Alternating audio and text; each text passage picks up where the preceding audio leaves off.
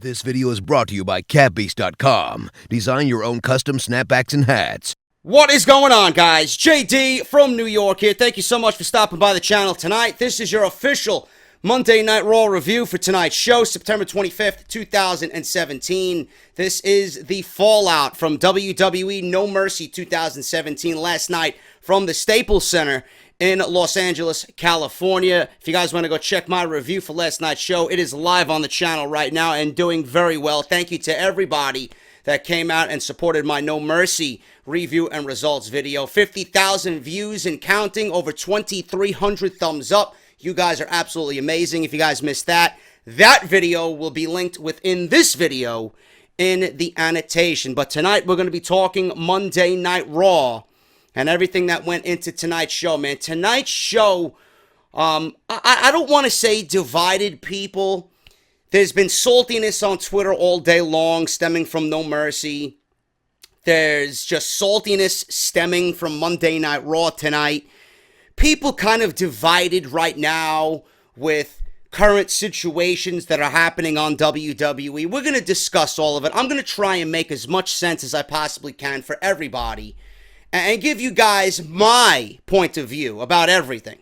Because there's a ton of rumors going around right now about the Shield coming back together, about the Shield reuniting for Tables, Ladders, and Chairs next month in October, which is a Raw-branded pay-per-view. I'll go over that. We've seen a tease of that tonight. We've seen maybe the possible first baby steps of that happening tonight. What I discussed on the No Mercy review last night, as it pertains to Roman Reigns and him winning the Intercontinental Championship, that was teased tonight as well, and that was actually set up for next week's show. So we'll discuss that as well. We're also going to discuss Enzo Amore, Enzo Abore, Enzo Annoying, whatever you guys are calling him nowadays. The guy is awful.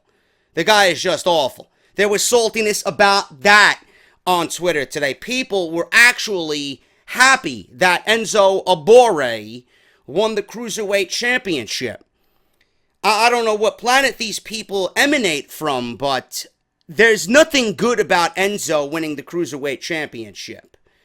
And if tonight was any indication, WWE seemingly just put the title on him to make him an even bigger embarrassment. It's not doing the division any good. I don't know what their ultimate goal is here. I got a few possible scenarios. We'll talk about all that today in the Monday Night Raw review. I got so much to go over, man. I don't even know what to start with, to be honest with you.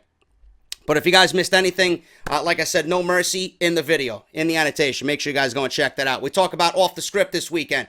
Preview and predictions, if you guys want to go back and watch that. Very entertaining part 1 of Friday's video for episode 188. We talk about Jinder Mahal in episode 188 for part number 2. We also talk about Jeff Hardy's injury and possible plans for WWE to revisit John Cena and Roman Reigns at a later date. All that is in part 3 on Sunday's episode of Off the Script. Follow me on Twitter.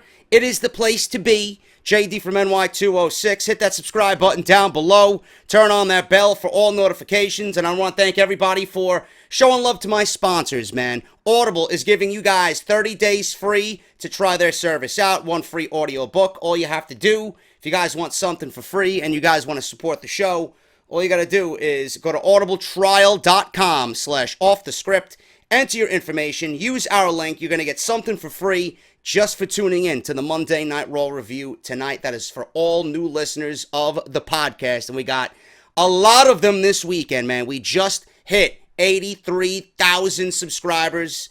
We are less than 17,000 away from that 100,000 subscriber mark and that YouTube silver play button, man. Sooner or later, this channel will be there, and I can't wait for it to happen, and I can't do it without you guys, man. Thank you guys so much for everything.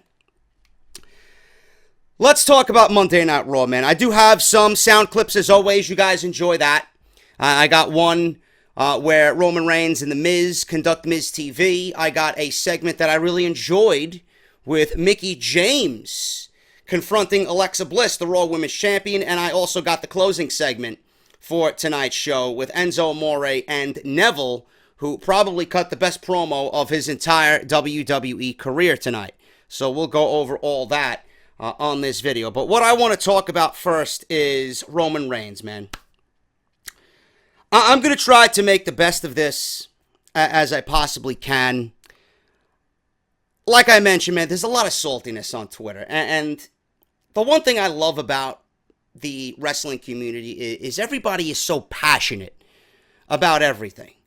You know, wrestling can bring two strangers together and, you know, pretty much connect them in a way that you really can't connect them based on anything else. That's the one thing I love about wrestling. People just universally love it. If you love wrestling, you are a wrestling fan for life. People on Twitter and people on YouTube get so bent out of shape. I'm one of them. I get bent out of shape because I want WWE to succeed in areas where they are not. Now, I'm not watching the product because WWE's making all this money. I'm not watching it for the business side of things. WWE can make their money. They can push who they want. They can do what they want. They can run the business at the end of the day. But I know when I'm giving WWE a hard time, a lot of people don't really like that. But it's very difficult for me to sit here and just kind of sugarcoat everything. That's not what I do. When I see something that's not good, I'm going to tell you that it sucks. When I see something that I like, I'm going to tell you, you know what, guys? I really enjoyed that segment. Let's give it a chance, and let's see what they do with it next week. Everybody universally was disappointed in Braun Strowman and Brock Lesnar. And in my honest opinion, those who are trying to defend that match at No Mercy last night, you guys are really, really, really reaching for the bottom of the barrel.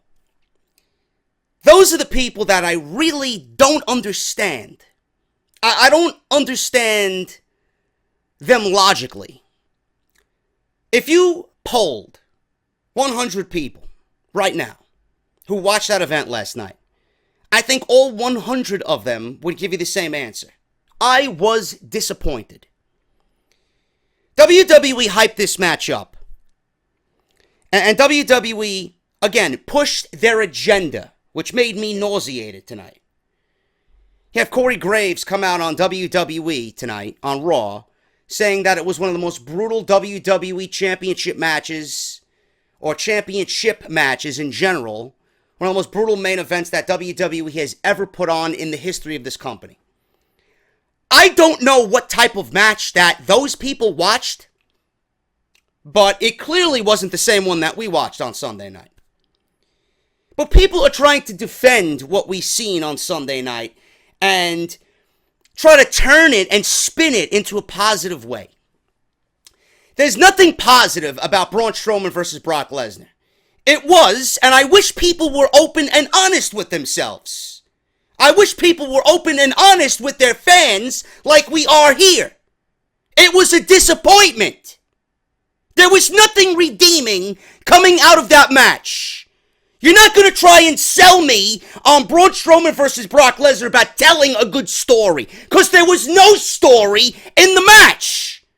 It was 5 minutes of German suplexes, 5 minutes of 2 power slams, 3 power slams, however many power slams Braun Strowman delivered to Brock Lesnar, and then the match ended on a whim from 1 F5. You do realize that it took 3 F5s to down The Undertaker at WrestleMania 30, but it downs Braun Strowman with 1 at No Mercy? Now, people don't want to go back and do their research, though. You're not going to sell me on the main event from Sunday night. You're not. I wish people were honest with themselves. It was garbage. It was overhyped. WWE does what they do best. They suckered you in. They suckered me in. They suckered everybody in. And then you want to turn around and try and put a positive spin on it. It sucked. Look yourself in the mirror and be honest with yourself. It sucked. There was no story there. The story that was there was WWE left their fans disappointed again. I wouldn't be shocked if people flock to cancel their network subscription after last night.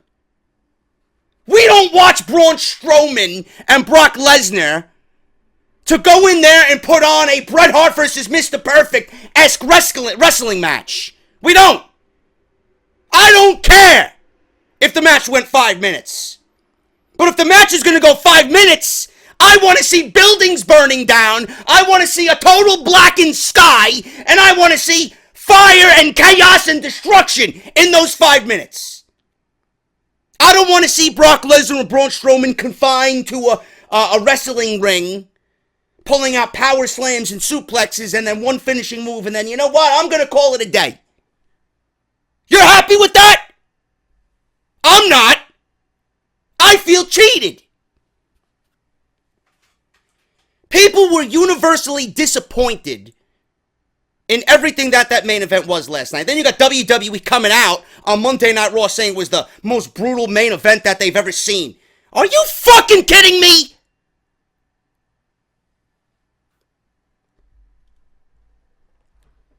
When you compare Brock Lesnar matches this year, you know, Lesnar and Goldberg, they fit so much into 4 minutes that I was shocked. And I actually enjoyed it. Predictable, we knew where it was going, but I enjoyed it. They made the most out of their 4 minutes at WrestleMania. I don't care if Brock Lesnar goes 4 or 5 minutes, but if he's going to go 5 minutes, I want to see fucking chaos. No, but WWE has the right mind and the balls to come out and say that was the most brutal main event of the Universal Championship or any championship match in the history of the company? What the fuck was SummerSlam then? Braun Strowman put Brock Lesnar through 2 tables. That was more brutal than what we seen at SummerSlam.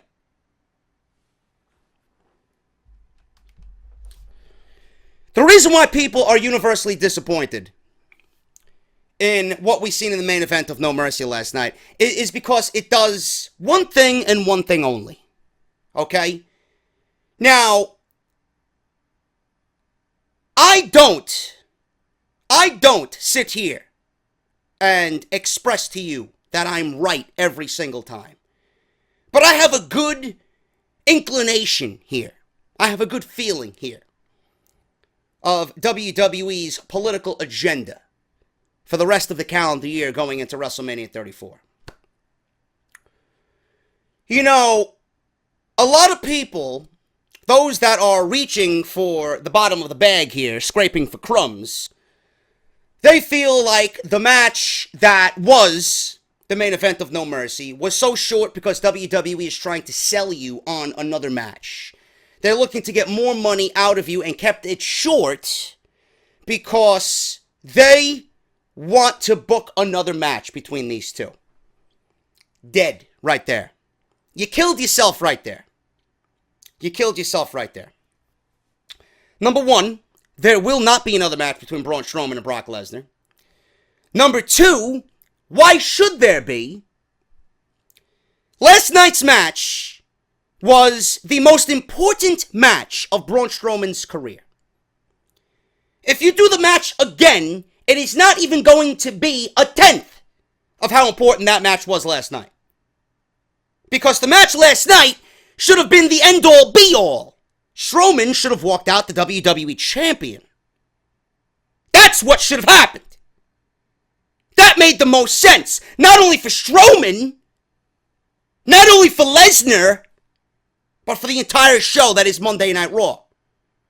You do realize that Brock Lesnar is going to be out for 4 months, right?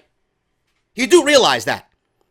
So where in between the ending of No Mercy and the end of 2017 are we going to get a Braun Strowman versus Brock Lesnar match? It's not going to happen. It's not going to happen. WWE teased tonight that Finn Balor is coming after the Universal Championship. You honestly think Finn Balor is going to beat Brock Lesnar for the Universal Championship? My God. Nobody wants to see that match. Nobody is going to want to see that match. That match is the most ludicrous thing I have ever heard in my entire life. So you mean to tell me you're going to have Brock Lesnar beat Goldberg and Braun Strowman and Samoa Joe in the same year, but he's not going to get past Finn Balor? It is a waste of time. Balor's time for the Universal title is not going to happen until after Lesnar drops the title. Or if he's moved to SmackDown Live, which I proposed this weekend. It's not going to happen. There will be no more Universal Championship matches in between the end of No Mercy and the end of 2017. I don't see WWE jobbing out Balor for no reason. There's no point. Why would you do that? It doesn't make any sense to me. There's only one more match that WWE is going to do with Brock Lesnar. And this is the issue of it all. But these elitists, these goons on Twitter, and these marks, and these analysts who think they know it all, they don't say what needs to be said. They dance around the fucking topic. Stop dancing! Tell it how it is! The reason why Brock Lesnar won the match last night, the reason why we're not talking about Braun Strowman, the Universal Champion, is because WWE is putting everything. They're jeopardizing everything. They're making everything else suffer so that we can get Lesnar and Reigns at WrestleMania. And that's another thing I'm going to talk about in just a little bit. They're sacrificing everything for this one match. But you don't understand how damaging it is to this company and this brand. On what planet is there going to be a wrestling fan with a brain? And I'm not talking about the business part of it, because we're not here to talk about business. We're here to talk about good storytelling. We're here to talk about things that make sense. On what planet is a wrestling fan with a brain going to be sitting here wanting to see Lesnar and Lesnar and Reigns again at WrestleMania? What's going to make this match so much different than what we see in WrestleMania 31? Going into that match at WrestleMania 31, they blew me away. That's tough to do. I hated Reigns then, I hate him now. But the circumstances were different. The circumstances, the feel, and the initiative was different. We knew Reigns wasn't ready then. We knew WWE was tippy-toeing around, giving him the title and then not giving him the title. And then when we seen Seth Rollins come out, everybody wanted to throw a fucking parade. Everybody was happy. Everybody left WrestleMania 31 with a huge smile on their face because Roman didn't win the title. But the fact that they took Roman, who they were shoving down our throats already at that time, and put him in the ring with Brock Lesnar, and they produced one hell of a Mania main event match that I went back and watched several times over. That's how good it was. And that's tough for me to say. We got a Brock Lesnar who actually worked his ass off. And we got a Roman Reigns who stepped up to be a main event guy. And they produced one hell of a main event. Probably the best Mania main event we've seen in a very long time. But now, you're looking at it in 2018, it's not that special anymore. It's not going to have that same feeling. We know why WWE is doing it now.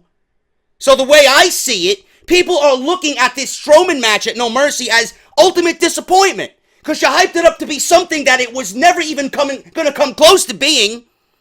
And then Strowman was just fed to Brock Lesnar. He was just fed to Brock Lesnar, making Lesnar's belly a little bit more full at the end of the night. All setting him up for that big match with Roman Reigns, for Roman Reigns to win. What do you think, I'm stupid? What do you think, WWE is not thinking this? Yeah, I understand plans change, but it's not going to change the fact that this is what they're aiming for. We all know this. We all see it. With every week, with every pay-per-view, with every month that passes. The more Lesnar holds on to that title, the clearer the picture is. Reigns and Lesnar. Why, you don't think WWE is thinking about, we got Reigns and Lesnar, the two men, to only beat The Undertaker at WrestleMania in the main event. It's like two fucking guys going into Mortal Kombat over here. Both men have a part of The Undertaker's soul. So both of these guys now have to fight to find out who truly is the beast. That's what they're thinking. That is what they're thinking. And it sickens me to know that they are thinking about that for WrestleMania.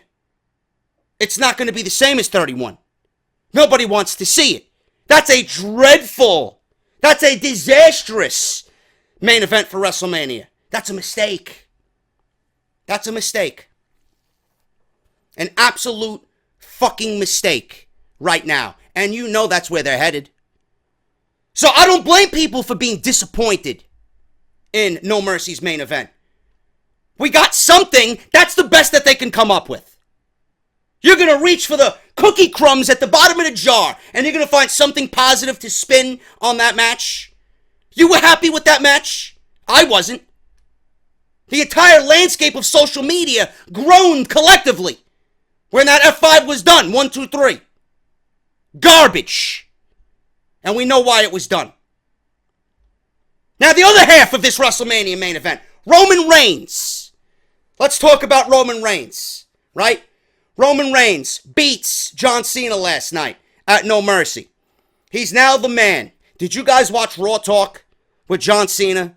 John Cena is one of the greatest talkers. John Cena is one of the greatest promos in the history of this business.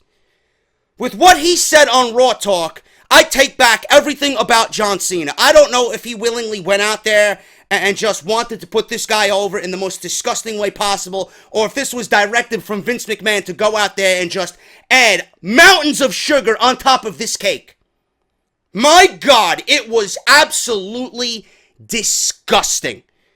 I've never seen someone suck so much cock in my entire life, man. You'd think that John Cena was a homosexual. Disgusting. Absolutely disgusting. I'm not even going to reiterate what he said. If you guys don't know what I'm talking about, I swear to God, I don't want to waste any of your time, but if you want to know what I'm talking about, please go back to the network and fast forward a little bit to the end of Raw Talk last night after No Mercy. You will know exactly what I'm talking about. I don't even want to play it here. But Roman Reigns, the other half of this WrestleMania main event that we know is inevitable. Roman Reigns beats John Cena, right? Daniel Bryan didn't do it. The Rock didn't do it. Vince McMahon didn't do it. The Undertaker didn't do it. Triple H didn't do it. What makes you think that John Cena is going to be any different than all those guys? He fits right into the category of guys that failed to get Roman Reigns over. If I didn't believe in Roman Reigns for the first 4 years, what makes you think I'm going to believe in Roman Reigns for the next 4 years? I don't understand you people. I don't understand you people. The match with John Cena was exactly what I told you it was going to be on Friday. Two men who can't dance without an AJ Styles caliber WWE superstar. Match wasn't good. The match was nothing but finishers left and right. Roman Reigns kicked out of 4 AAs. John Cena kicked out of 2 Superman punches and then ended with 1 spear. No, but the match was great though, right? The match was great though, right? Give me a break. Give me a break. Garbage. Oh, but JD, all the matches on the indies end the same way, trading finishers. False finishes. I don't give a shit about the indies. I'm not watching the indies. I'm not reviewing the indies. This is Roman Reigns and John Cena, 2 of the biggest names in this business. If that's the best that you got, try again, because you failed. I wasn't entertained, and it wasn't a good match. It was a cheap way out. WWE simply took the blueprint from The Rock and John Cena, the 2 times they went at it at WrestleMania, and said, you know what, yeah, let's do the same thing with Cena and Reigns. That's all it was. That's all it was. There was no creativity there. There was no creativity there. But Roman Reigns, the other half of this WrestleMania main event, right? WWE tonight comes out with Reigns on Miz TV.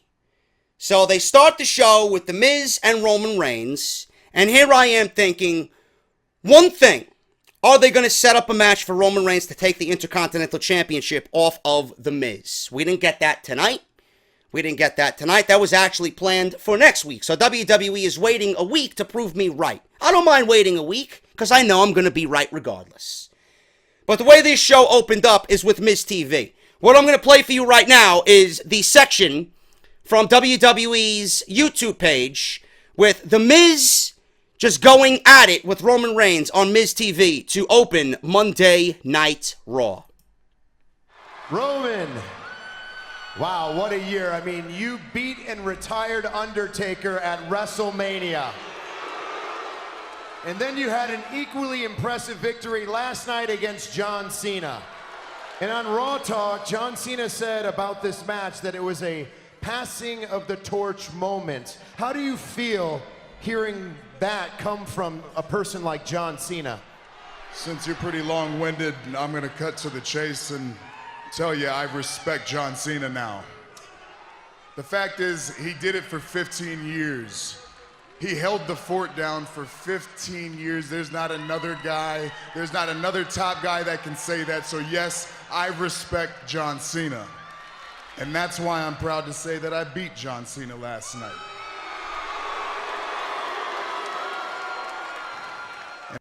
One and done. He beat John Cena, one and done.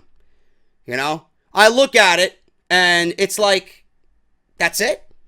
WWE it just makes WWE seem desperate. They put them in the ring for one thing and one thing only. That's all they want. The match, nobody could care less about the match. Nobody gives a shit about what happened in the ring for 20 minutes at No Mercy. All they care about, all WWE wanted out of John Cena was that last 10 seconds when he raised Roman Reigns' hand. Now all of a sudden Roman respects John Cena. Give me a break. Give me a break. And if I'm going to be honest, it was the biggest win I've ever had in my entire career.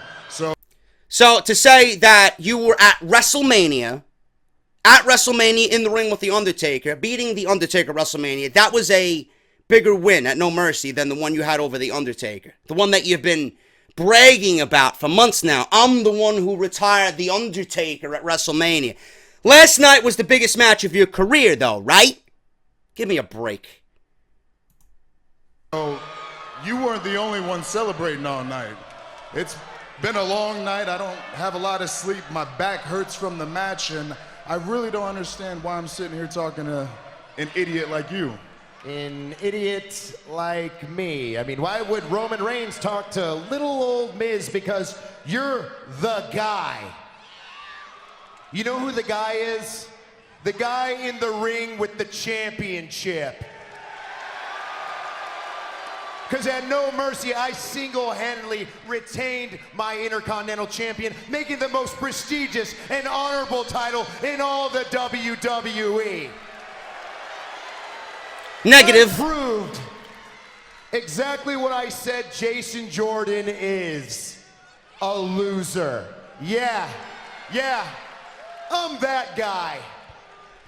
A loser. I've been in the ring with you, and I've been in the ring with Jason Jordan.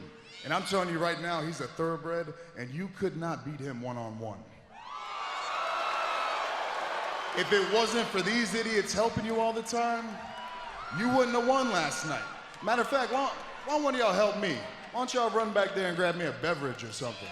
It's kind of ironic coming from you talking about the Miz Taraj, Bo Dallas, and Curtis Axel, because when you first came to WWE, you rode the coattails of two superstars. There we go.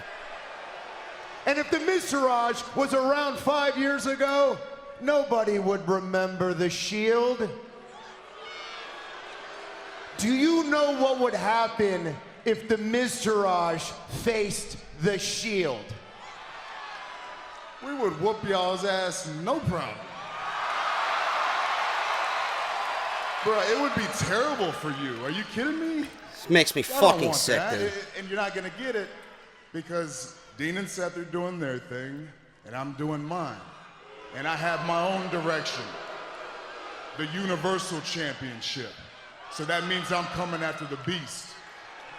Yeah, we know that already. I invite you onto my show, and you disrespect the Miz Taraj, my brothers, and then you go about disrespecting me by talking about another champion in front of me. You beat John Cena once, great, but what about all the times that you choked? You think we all forgot about when you got pinned by Brock Lesnar at SummerSlam? You've never been Universal Champion, yet you act like all of us are beneath you. Let me explain something to you. Since I came to Monday Night Raw, I've carried this show. I've made this title what it is today.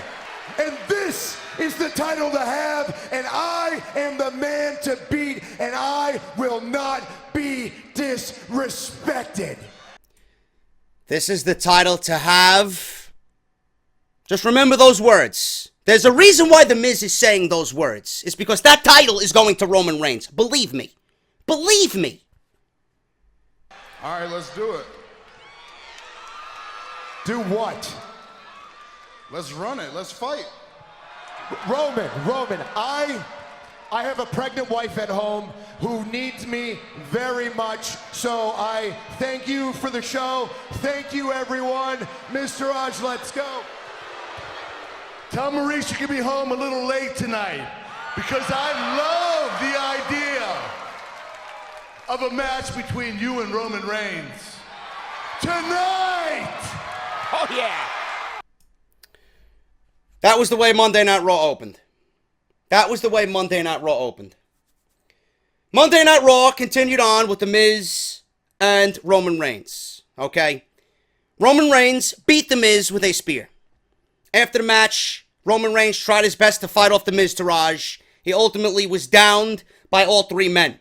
Chair shots by Axel and Bo Dallas. They started to walk away up the ramp. Miz wanted to do more damage. He got in on the fun with more chair shots to Roman Reigns by himself. So at the end of all this, when Roman Reigns was just down and out, I think they did a skull-crushing finale on the steel chair as well. The Miz did. Just laid Roman Reigns out. They all stood. Axel, Miz, and Dallas all stood above Roman Reigns and did the Shield 3-man fist bump. This is where I have an issue. I want to take you guys all the way back to when I originally planned the Shield. The Shield reunion. I was the first out of anybody talking about this shit, and if you guys have been listening to me and you guys have been fans of what I do here, you know for a fact I've been talking about it since last year. I stated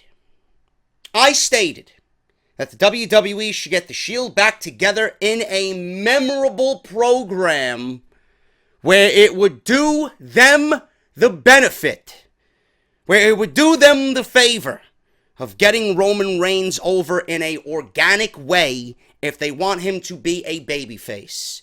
But you have to put the Shield against credible, formidable opponents. And I mean guys who are, in the eyes of the fans, credible.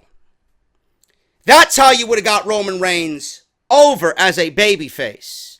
Now, WWE could be looking at a Roman Reigns babyface if they wanted to turn him heel when they should have turned him heel, and then he would have been on at least the road to being a babyface. Because he would have went through the heel turn already, he would have been a hated heel, and then WWE could have began facilitating a Roman Reigns babyface turn, where universally he probably would have been accepted because he went through that phase already. That would have worked. That would have worked. WWE now, I'm looking at it. Do you know what I see when I see WWE dropping Shield? Do you see when The Miz and Axel and Dallas start doing the fucking Shield fist bump and they start mocking and mimicking the Shield? All the Shield name drops on Monday Night Raw now. Roman Reigns saying that the Shield could beat the shit out of the Miztourage if this was 5 years ago. There's a reason why this is being said. There's a reason why this verbiage and this language is being dropped on Monday Night Raw. It's because that stuff is coming. Why is it coming? Why is it coming? I want you guys to really honestly sit down and think about why the WWE is going to get the Shield back together for tables, ladders, and chairs. Why? It's because that's where they made their debut?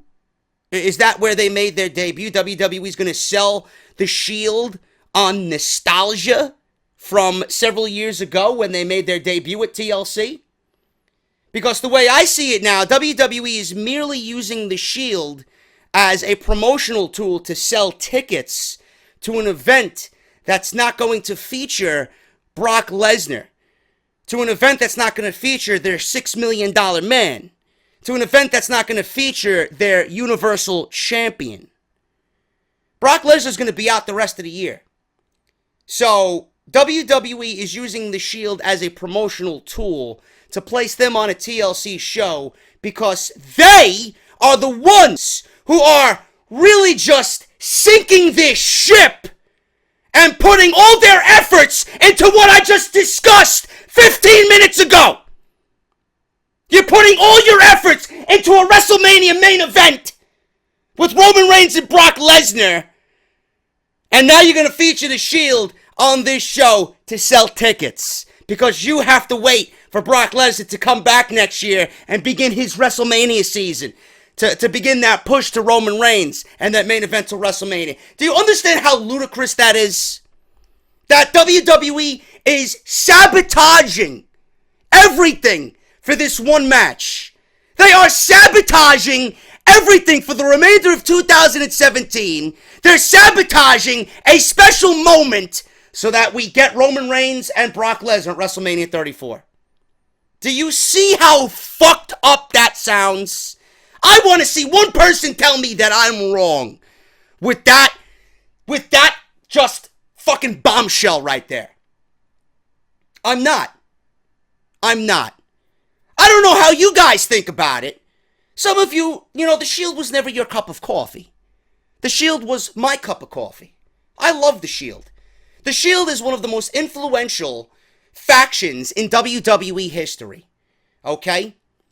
Now, if WWE wanted to make this special, they had many an opportunity. They just lack creative direction. WWE doesn't have creative writers. They have uncreative writers.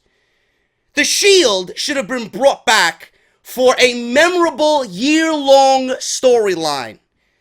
Not to sell tickets to a fucking TLC pay-per-view that's a gimmick show, a B-level show, that's not a dual-branded show, that's exclusively the rights of Monday Night Raw. That's what you're bringing the Shield back on?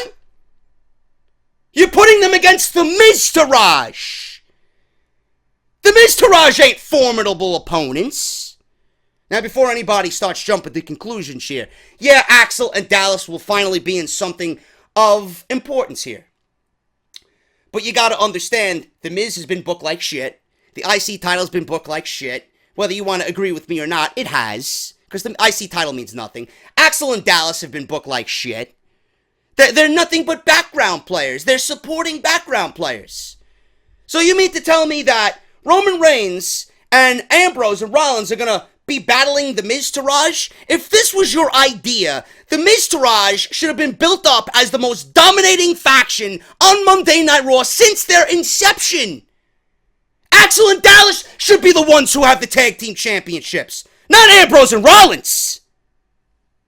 No, but I'm supposed to believe, and I'm supposed to sit here, and I'm supposed to fucking sit here and just drink the proverbial WWE Kool-Aid and be okay with the Shield reunion against the fucking Miz-Taraj. Simply to sell tickets to a TLC show. If that is the best you got for the Shield, I'd rather them not even reunite at all. That's a waste of everybody's time. That's just a slap in the face and making everybody look like a complete idiot. You want the Shield to reunite? You wait until the right moment. Not to sell fucking tickets because you're too stupid to book Brock Lesnar on the show. Because you're too stupid that you want to get to WrestleMania with this fucking pipe dream, this fucking wet dream of Lesnar and Reigns. Not only did you sabotage Joe and Strowman and having the title off Raw, now you're sabotaging a Shield reunion. You're sabotaging a Shield reunion.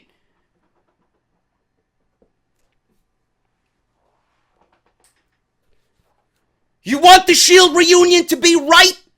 It needs to be memorable. You want it to be done right? You put them against formidable opponents. The only thing I could think of is turning Balor heel and putting him with Gallows and Anderson. Or if you want to do Gallows, Anderson, and AJ Styles. Some concoction of what we seen in New Japan. That should have been done already. Leading into last year's Survivor Series, but WWE dropped the ball on that. WWE dropped the ball on that. Gallows and Anderson should have came in with the fanfare of total destruction.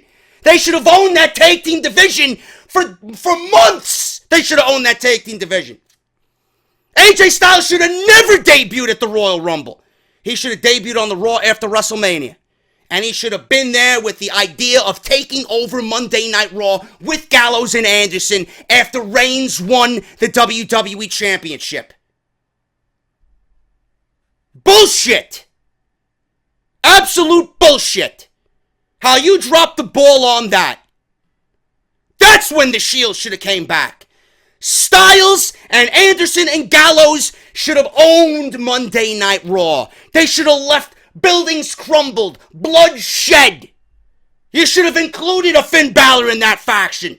You should have built them up as a dominating force. For Roman Reigns, the only way out of this, the only way to fight them back is to enlist Rollins and Ambrose. Fucking ridiculous. The Miz Taraj. Are you fucking kidding me? I would rather not even have them put together to sell pay-per-views. To sell a pay-per-view. To sell a gimmick pay-per-view. This is why you're getting the Shield back together. I don't believe it. I don't believe it. You know, the other thing that I had in mind is to wait. The other thing that I had in mind is to wait, you know? You got Adam Cole, you got Kyle O'Reilly and Bobby Fish down in NXT. What if you wait a year and a half, 2 years?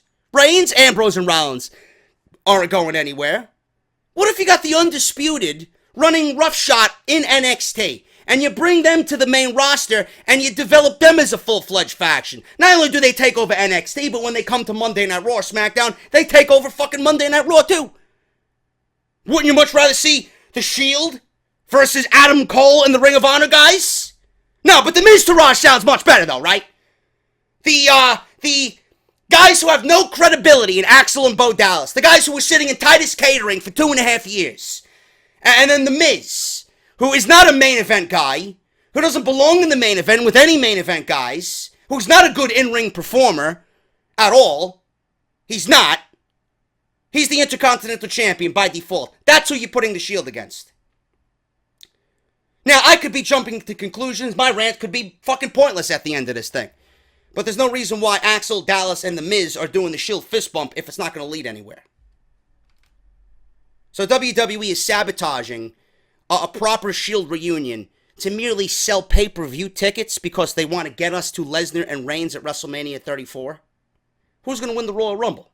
You're going to have Reigns win the Royal Rumble too? This company is a absolute fucking clusterfuck. There's a reason why people come to me and tell me, JD, I don't even watch it anymore. I watch your review. JD, I only listen to your review to keep up to date on everything. I can't sit there and watch 3 hours of Monday Night Raw. It makes me feel like an idiot. There's a reason why people in droves every single week tell me this. No, but the smart marks on YouTube and the fucking politically correct idiots on here, they're not going to tell you how it is. They're going to sugarcoat. They're going to reach into the bottom of the fucking cookie jar and reach for fucking crumbs. Right? They're not going to tell you how it is. They're going to dance around the subject. They're going to tell you, this is positive, this is this is that, this is this. They're going to put a positive spin on it. And they're going to sugarcoat everything. Too much sugar makes you nauseous. It makes you sick. If you don't understand where I'm coming from, you are a grade A buffoon. Ridiculous. The Shield should be brought back in a memorable year-long storyline. You just don't do that to make money off of it. WWE, I understand, is a business, but sometimes you gotta put business behind what makes sense. You're gonna make your money anyway. I guarantee you there's no difference in the Shield being on TLC than what we would usually see with TLC. It's gonna be a waste. Whatever happened to making memories anymore? Whatever happened to making your fans happy and sending them home satisfied?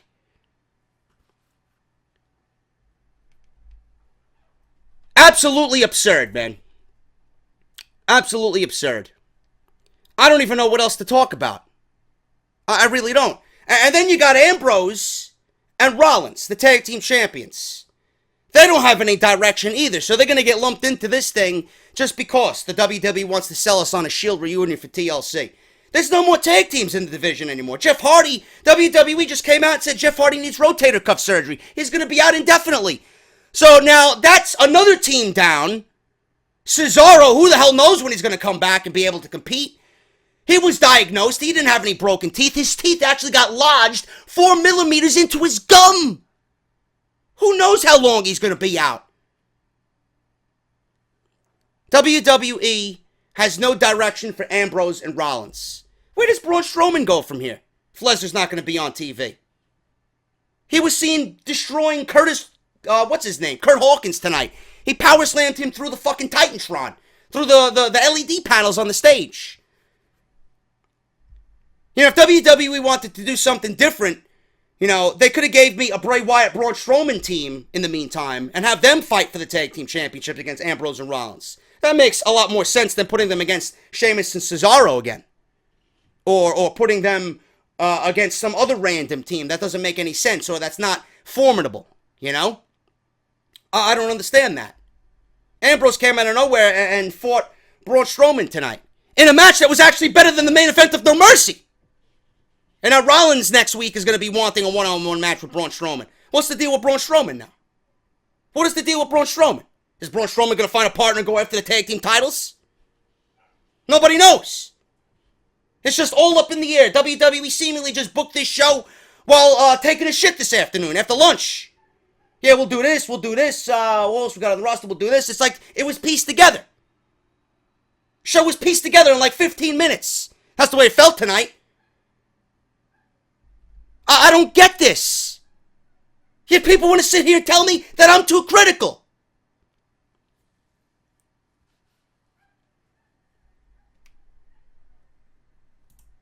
Let's go over the rest of this show, man. Matt Hardy and Jason Jordan versus The Miz Taraj. Yeah, The Miz Taraj. You're going to put them against The Shield? They can't even beat Matt Hardy and Jason Jordan. Supposed to take them serious against Reigns, Rollins, and Ambrose, though, right? Fuck out of here. I don't know what's going to happen with Matt Hardy. Jason Jordan came out to zero reaction. He's Matt Hardy's tag team partner, and he got zero reaction. Zero. When is everybody going to deem this guy a failure? Turn this guy heel and eat your losses. Cut your losses. Nobody cares. Twist of fate to Bo Dallas. Yeah. Formidable opponents against 3 guys like The Shield. Elias versus Apollo Crews. Kickoff match that happened at No Mercy happened again. This time, 2 minutes and 42 seconds. Elias would drift away on Apollo Crews. Who cares? Apollo Crews, I made mention on Twitter tonight. Apollo Crews should have never even been a thought in anybody's mind to be promoted to the main roster. This guy should have been a multi-time NXT champion. He is an absolute joke on Monday Night Raw. He is a guy that is in a position where he is so desperately out of place that I feel sorry for him. I feel sorry for him. And then you're going to have idiots saying, oh, he's a supporting player, that's his role. No, that's not his role. If WWE is telling me that this guy possesses all the tools, then why is he losing in 2 minutes?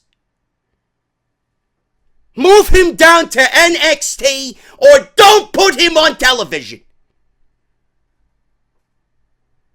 Braun Strowman versus Kurt Hawkins. Kurt Hawkins, I don't even know if he's alive after tonight. Maybe we'll ask Grim. Braun Strowman and Dean Ambrose. This match went longer than the match with Brock Lesnar, and this was actually a better match than the match with Brock Lesnar. Go figure. Go figure. It's like WWE wanted to rush off the air after No Mercy.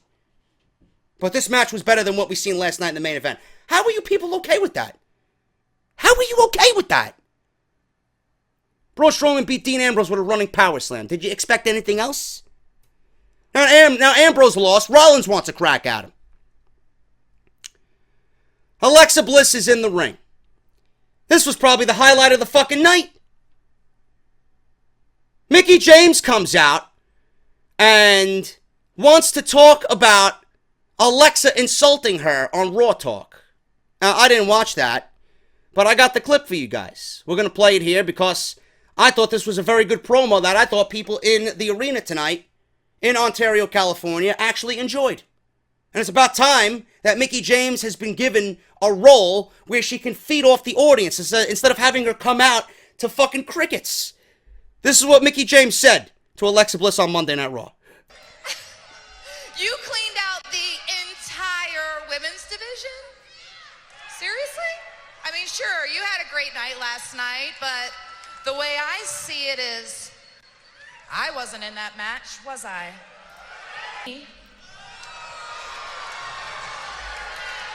Well, yeah, Mickie, but... But what? But what? Because you see, after your great night, you went on a Raw talk and you had some real tall talks, didn't you? What, you don't think I watched that show? You don't think that I know what you said? So come on, why don't you say it again? Why don't you tell all these people what you think I am? Look, Mickie, I respect you. I do. If I didn't, I wouldn't have brought you back to WWE. Mickie, you were one of my favorites to watch when I was a little girl. Mickie, I think you were even on my top 8 on MySpace. You know, back when MySpace and Mickie James were relevant. But I mean, that's so cute. There you go again. See, I actually enjoyed MySpace, man. You're talking way over there, not right here, are you, huh? Remember we had our top 10 friends and everybody got jealous when they weren't in your top 10? Offer WWE. I mean, you still have a couple fans that say you still got it. You know what I mean? Like...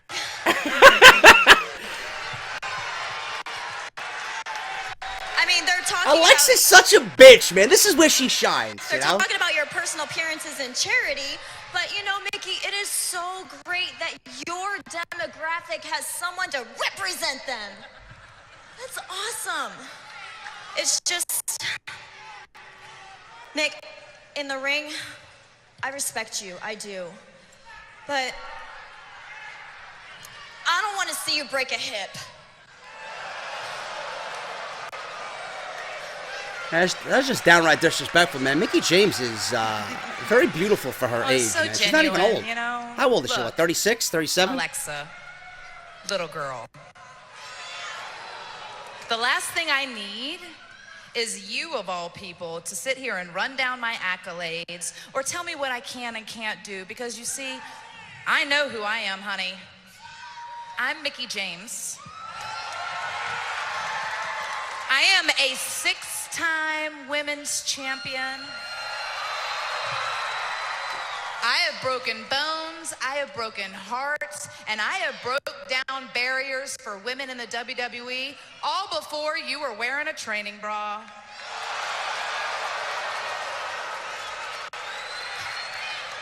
Which is obviously still working out well for you. What I want is for you to repeat what you said last night on Raw Talk, but I want you to do it like a real woman. I want you to do it to my face. Look, Mickie, No, absolutely not. Enough. Enough of this little tap dancing around it. You see, you either say it or you get out of my ring. Because this ring is no place for a coward. Yeah, I said it last night and I'll say it again. Mickie, you are an old lady.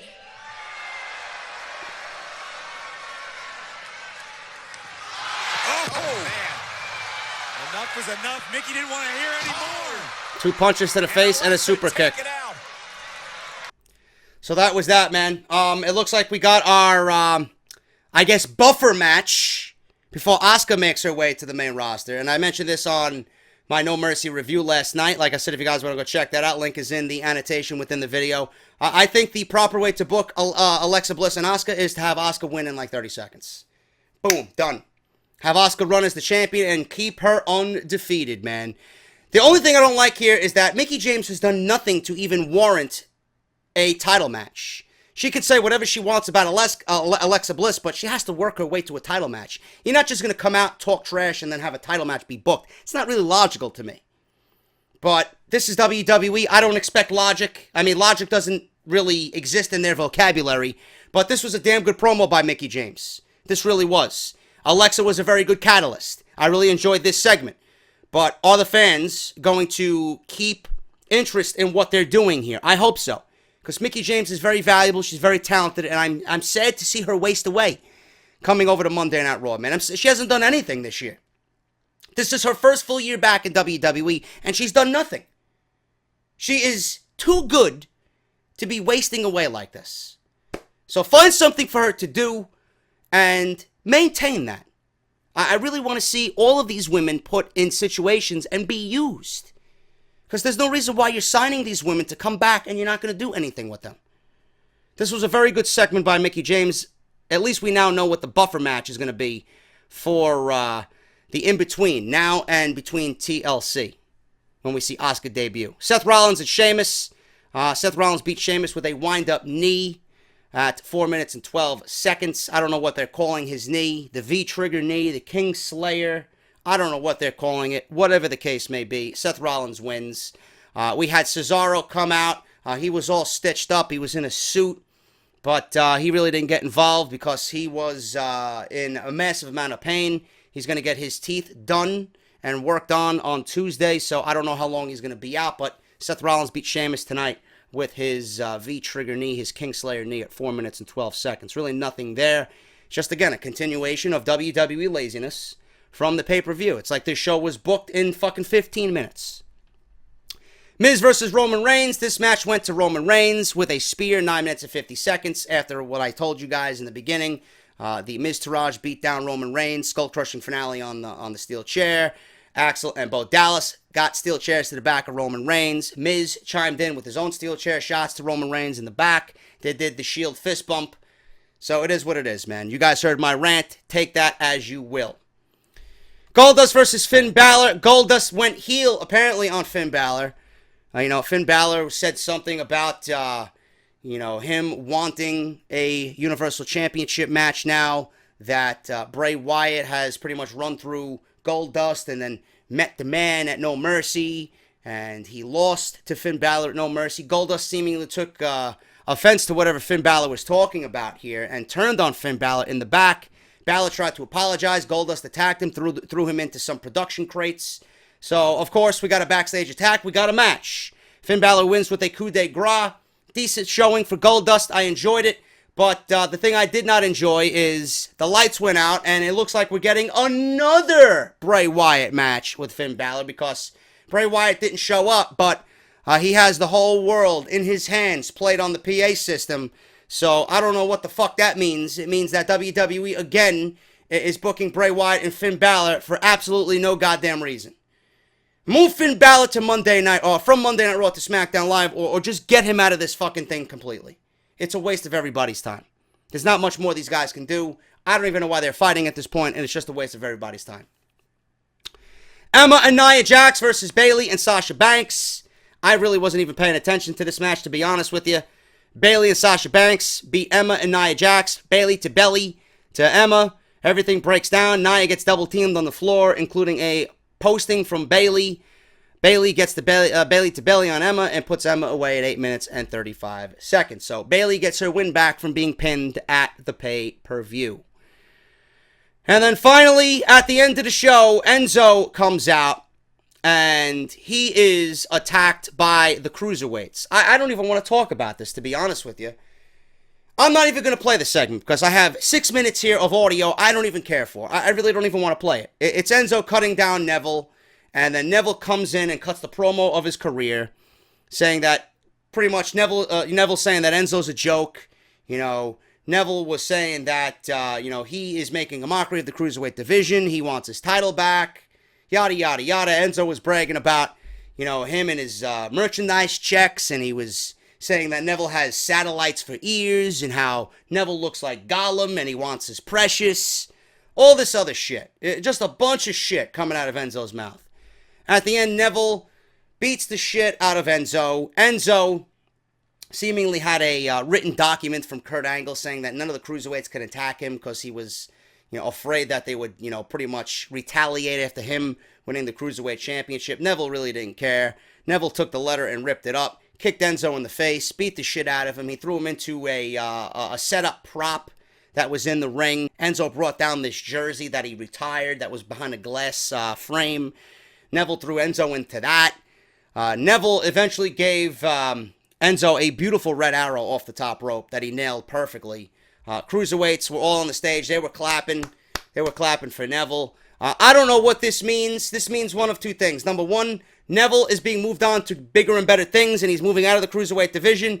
Number two, WWE wanted to make a mockery out of the Cruiserweight division, and they wanted to make a mockery out of Enzo Amore at the same time.